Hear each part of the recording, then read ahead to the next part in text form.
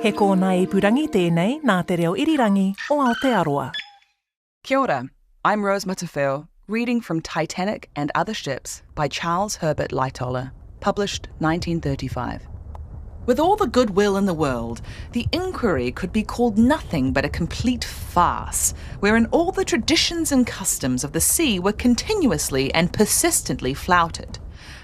In Washington, it was of little consequence, but in London, it was very necessary to keep one's hand on the whitewash brush.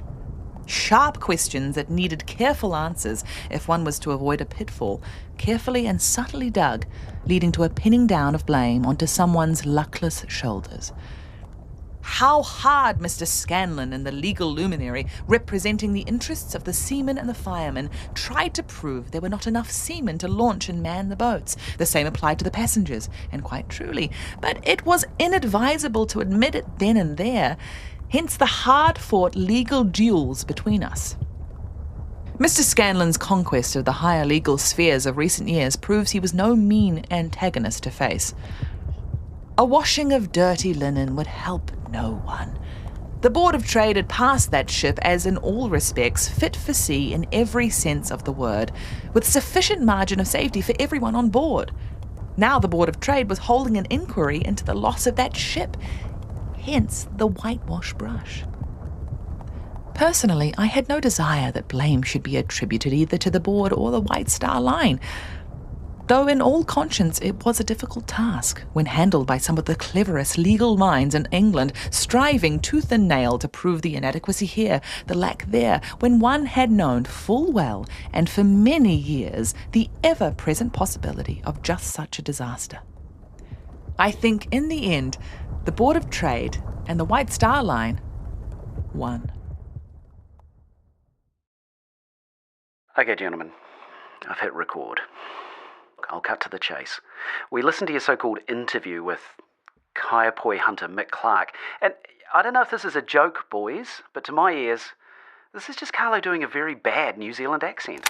I've never been far from Kaiapoi, but I've never seen a cat that big in my life. It was so big, it was like 6 cats all in one cat. It was big.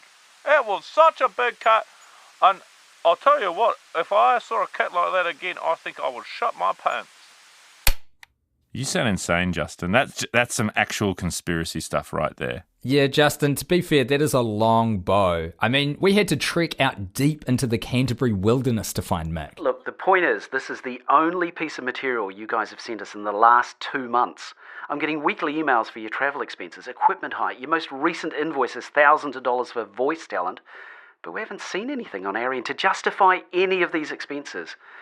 We need scripts delivered, and we need to see what our money is going towards. Look, Justin, I promise you, what we have found will change the way we think about everything. We just need your trust a little bit longer. It's like radio operator Harold Bride telling the survivors balancing on the overturned collapsible B that rescue was on its way. Because in hope, or better yet, in faith, Justin, there is strength. I'm just asking you to hold on to that faith a little bit longer, and we can both be rescued from the terrible unknown. 1, 2, 3. RNZ News at 5 o'clock. Good afternoon. There's now something of a political fight about how the money was awarded. I've never seen a cat that big in my life.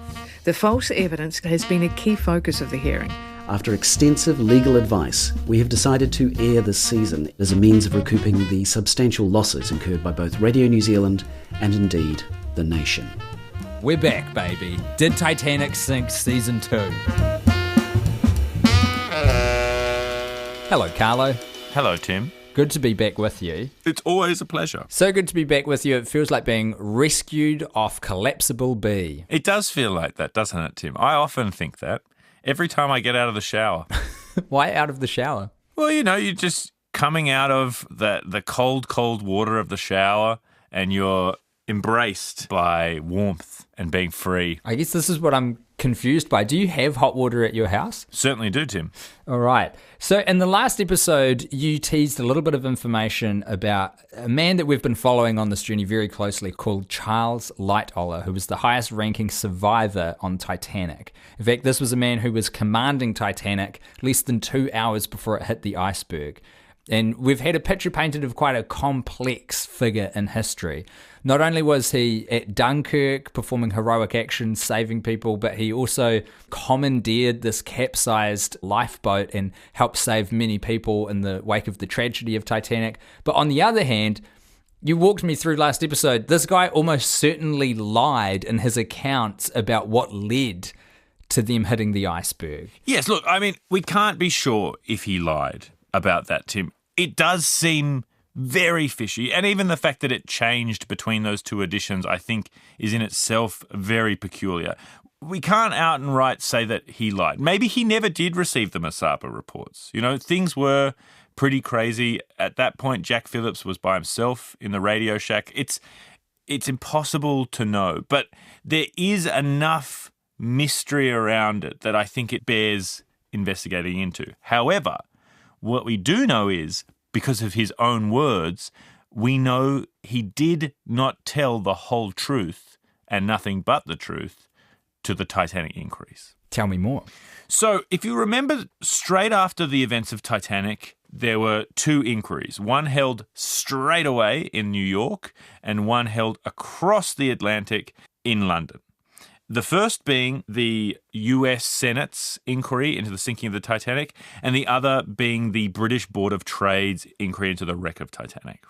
Both of these inquiries, as we talked about in the first season, had very different motivations, and neither of them, I would say, were wholly interested in finding out what happened on the Titanic. They were both very heavily invested in finding who was culpable for the events of what transpired. But in terms of the actual minutiae of detail on these ships, they were less concerned of that. And that's borne out even by the fact that so few passengers are called as witnesses to the British inquiry. There's only one set of passengers for that entire inquiry, who you remember, Lady and Lord Cosmo Duff Gordon. I do remember, because they had the most fabulous names of any passengers I'd heard about so far. And they gave the most fabulous tips. Now, let's talk first about the American inquiry.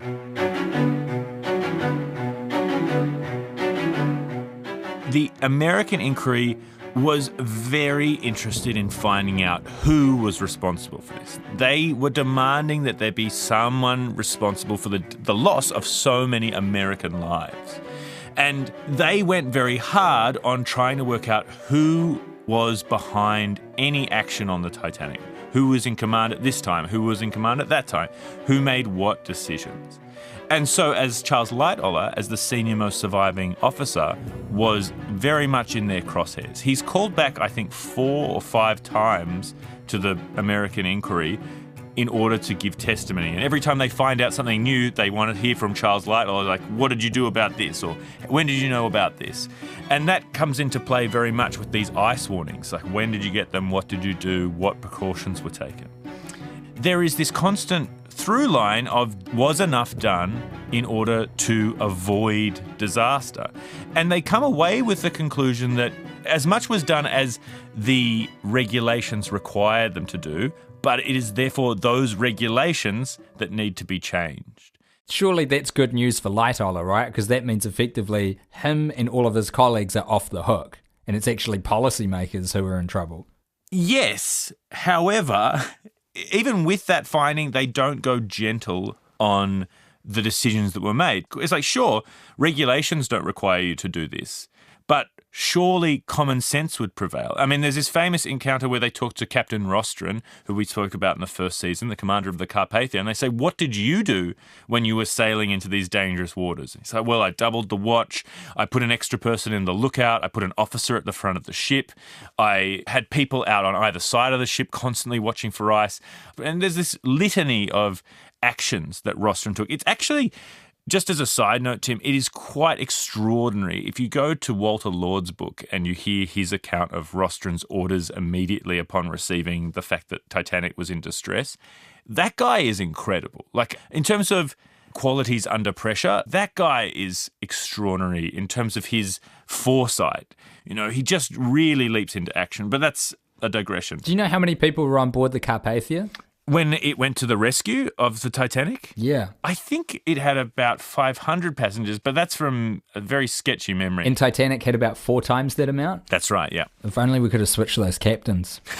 You know what I mean? Like, if one of the ships is going to hit an iceberg, you'd want it to be the one with 500 people rather than 2,000 people. Yeah, totally. But instead they went for their showboaty, let's get him out of retirement, Captain Smith. They should have got the Carpathia guy. Yeah. I mean, you know what they say about Captain Smith, Tim? He looks like Santa, but all he's bringing is coal. Yeah, and not enough lifeboats. This goes to then the British inquiry.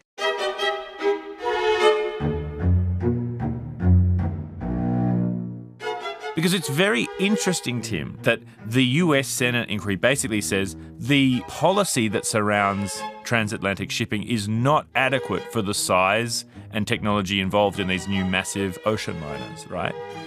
And so then the British Board of Trade begin their inquiry into the sinking of the Titanic. And guess who's responsible for making the rules of the sea?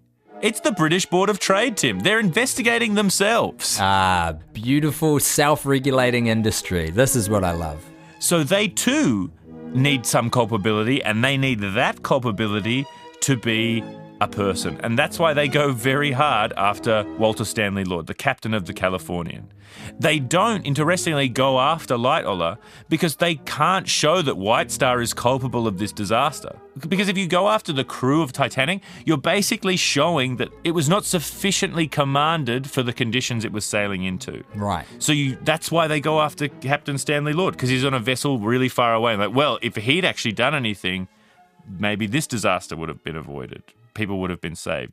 So they don't go for the jugular. And that's important for the assessment of Charles Lightoller, because when we return to the American inquiry, Lightoller says a couple of interesting things. The first is, he says that it is a never-to-be-repeated experience. The inquiry itself, not the Titanic sinking. Exactly. He says the inquiry is a never-to-be-repeated experience. This is a guy who survived the Titanic sinking and also was at Dunkirk, you know? I just reckon he hated sitting down for a long time. He was a man of the sea, Tim. Yeah. Well, he is on the record as vehemently hating the US inquiry. And he talks about the fact that when they were coming into New York, he and other crew members were desperately trying to get onto the next possible ship to get back to the United Kingdom to avoid being questioned on this. He's on the record as saying that. They did not want to go through what he described as the ordeal of being questioned on what happened on the Titanic. And what's your feeling on that, Carlo? Was that out of just frustration at how these inquiries are run by politicians who've got their own agendas? Or do you think he had something to hide? Or was there some other reason that he desperately didn't want to be involved in the inquiry? I think it's a little bit of all of them, right? I mean, it's also, you've just been through a shocking event and like an actual ordeal in the sinking of the Titanic. You probably just want to be back with your friends and family. True, because weren't the inquiries like immediately after the tragedy? Yeah, they were getting subpoenaed within a couple of days of getting back safely, basically saying you have to stay here and appear at the Waldorf Astoria Hotel and come to this inquiry. So, yeah, and that, as we talked about in the first season, goes back to the political influence around this event. But yeah, so there's an element of probably just wanting to be home, and if we put our conspiratorial hats on... And I will. There is also an element of wanting to not have to explain the whole story in an uncontrolled narrative. Yeah, sure. I guess if there's any situation where you're going to get caught out with massive repercussions for, let's say, doctoring the story of what actually happened, it's going to be a Senate inquiry, right? Yeah, exactly. And also a Senate that answers to a government that is not your government.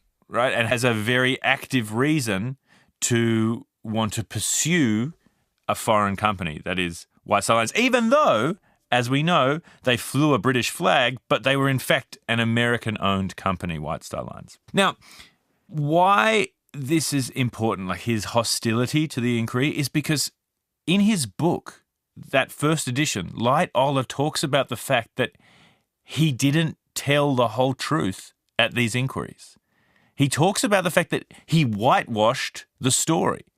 He's very open in admitting that under public scrutiny, under the questioning of Senator Smith at the US inquiry, he did not tell the whole truth. That's quite an admission, right? Like, this is one of the biggest historic tragedies that's happened the last 200 years, and he's saying what he said at the official inquiry was not truthful, to be generous. Well, that's slightly harsh. He doesn't say it wasn't truthful. He just says, I didn't tell the whole truth. He says, his words are, I brought the whitewash out. It doesn't sound great, Carlo. Yeah, he's smoothing the edges of this thing. And it's all to protect the White Star Lines, who he's very loyal to, and also to protect the people senior to him on that ship. You know, he's protecting the reputations of your people like Smith and Wilde and his very dear friend, William Murdoch.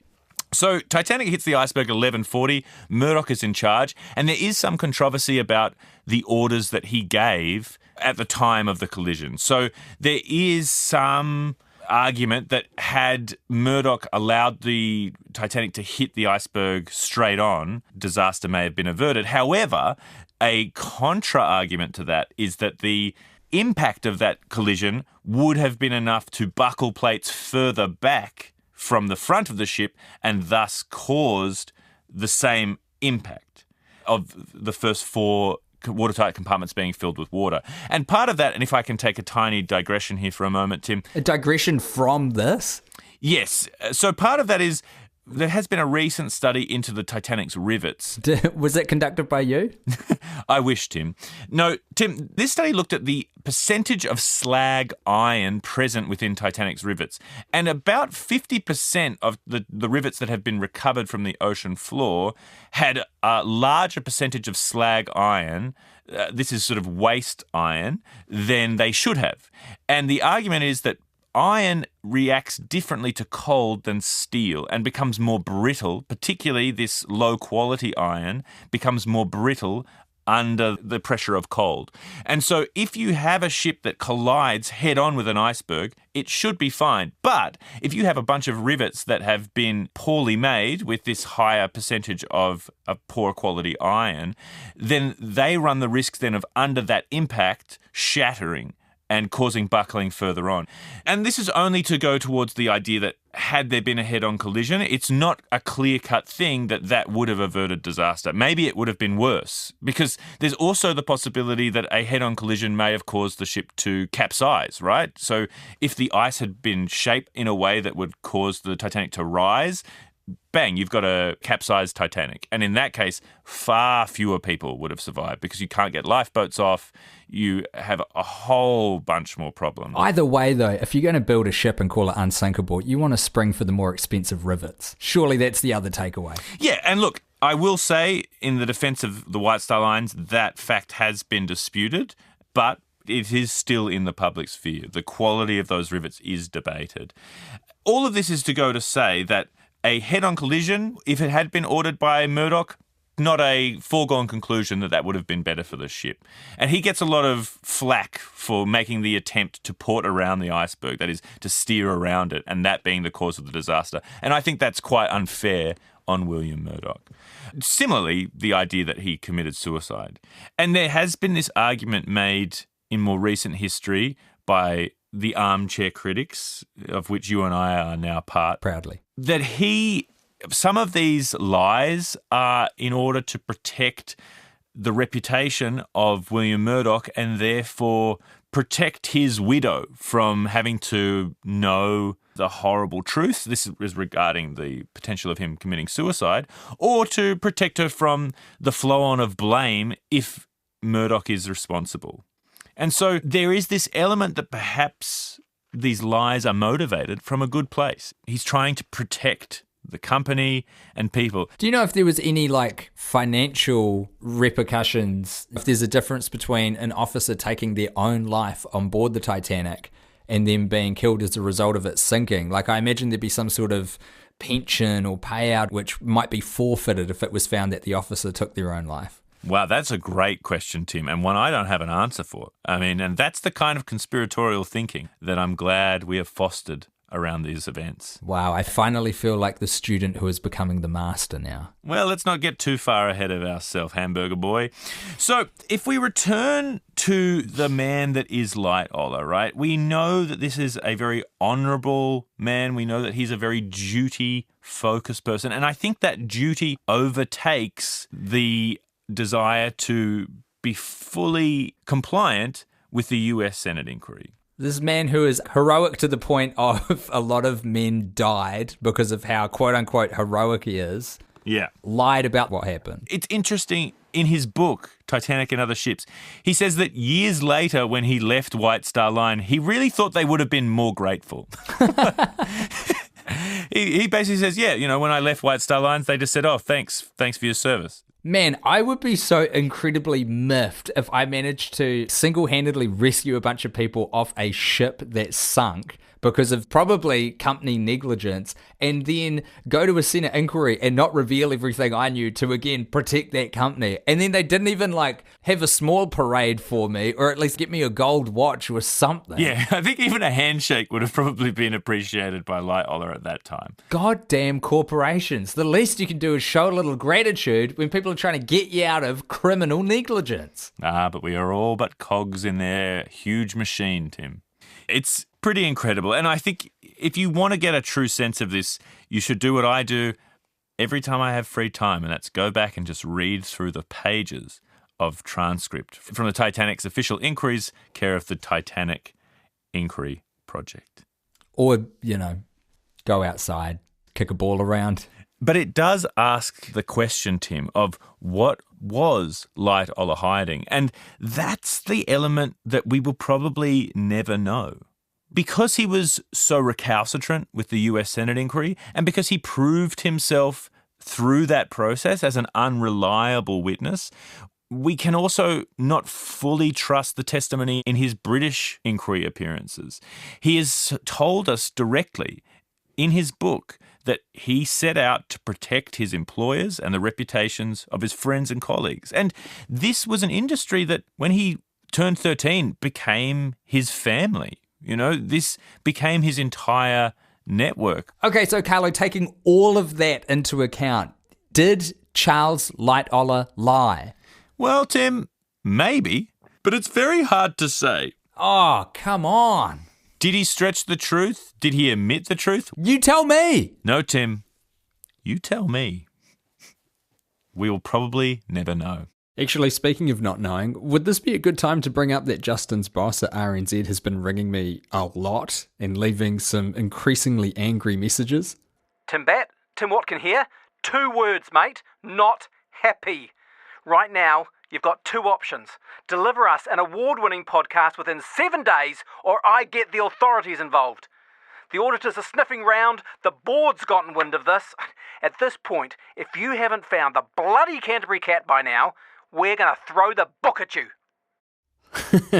He doesn't seem happy. So, Carlo, what do you reckon? Should we abandon ship on this Titanic stuff and actually go and make that Canterbury Cat podcast like we said we would? I suppose so, but on the other hand, I just think the Canterbury Cat probably doesn't exist. Well, you say that, but we don't know for sure. Well, no, that's true, Tim. And I mean, it's very hard because there's very few people we could talk to get the full picture. It's similar to Lightoller in a way. We will never know the complete picture of who this man was. Or at least that's what I would have said yesterday, Tim. Because what if I told you it wasn't just a book I found on the South Island, but a direct familial descendant of Charles Lightoller himself? I'd say you're a gosh darn liar, Carlo Ritchie. But Tim, I can prove it. And I will in the next episode.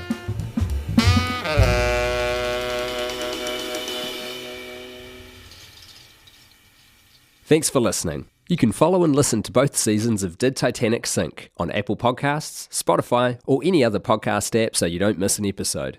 This podcast was written by Carlo Ritchie, directed by Abby Howells, and produced and edited by me, Tim Batt. The executive producer for the series is Justin Gregory. Tim Watkin is executive editor for audio at RNZ. Ka kite.